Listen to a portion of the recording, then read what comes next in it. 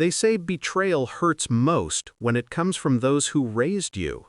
I used to believe my parents would never turn against me, until the day they tried to make me pay for my sister's dream house.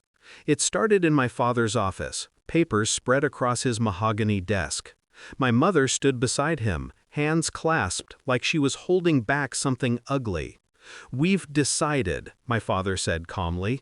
"You'll take responsibility for the mortgage. It's for the family." I remembered the silence that followed, sharp, heavy. "For the family?" I repeated. "You mean her house. Her name's on the deed, not mine." My sister looked away. Guilty eyes, trembling hands. I'd seen that look before, when she wrecked my car and blamed the neighbor's kid. But this time, it wasn't a lie about a dented bumper. This was $480,000. I refused, quietly. No shouting, no drama, just a firm no. They sued me 2 weeks later. The shock wasn't in the lawsuit itself, but in the cold precision of it. My parents' signatures, my sister's affidavit, the accusation that I agreed to fund her home as a family arrangement. My own blood treating me like a stranger in court. The judge's name was Keenan, sharp, humorless, and observant. He looked at me once during the first hearing. A flicker of pity, maybe respect. "We'll need to see financial documents, communications, and agreements," he said. "Let's see who really owns this debt." That's when I knew I'd win. Because unlike my family, I never act without keeping records. The backstory? Simple. When my sister wanted to buy her house, the bank refused her loan. Poor credit, no steady job. My parents came to me, the responsible one. They said, "Just help her with the paperwork. She'll handle the payments." So I did what they asked. I helped arrange the documents, set up the account, and handled the initial approval. My name appeared on the payment authorization forms, but never on the deed, never on the mortgage itself. My father said, "You're just the signer, not the payer." I believed him. But later, when I found a draft email my mother forgot to delete, once he's listed as the responsible party, the bank will process everything under his name. Something inside me snapped. They planned this. From the start. No rage, no confrontation. I played the long game.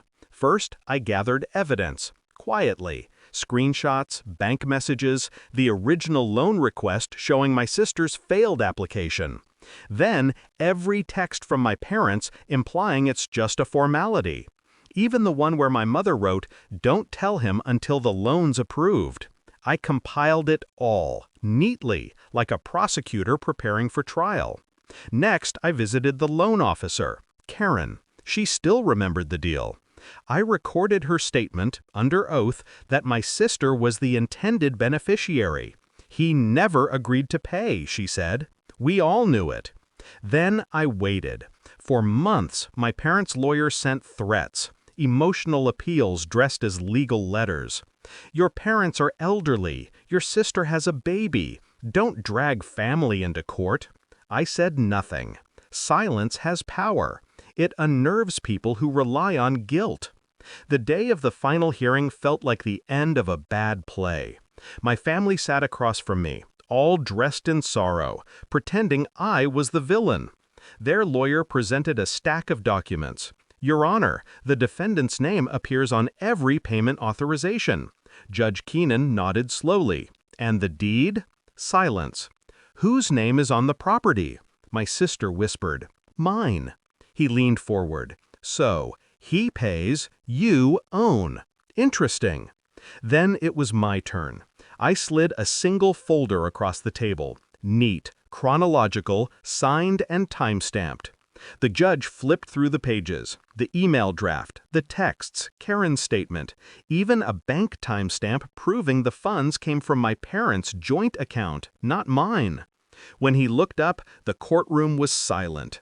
"This case," he said, "is not a dispute of debt. It's a dispute of deception." He turned to my parents.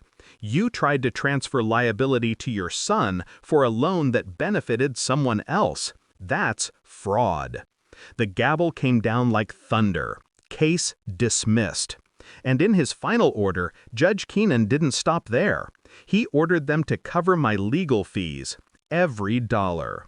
After court, my sister chased me to the parking lot. "You could have just helped," she said, her voice trembling. I smiled, calm. "I did. I helped you see who you've become." She didn't answer, just stood there, clutching a bag she couldn't afford without my help. That night I sat alone at my desk, the judgment papers neatly filed away. No anger, no triumph, just clarity. Blood doesn't guarantee loyalty, and love doesn't excuse betrayal. They tried to bury me under their lies. Instead, I buried their trust in court records and evidence, the only kind of justice that doesn't fade with time. I didn't win because I fought harder. I won because I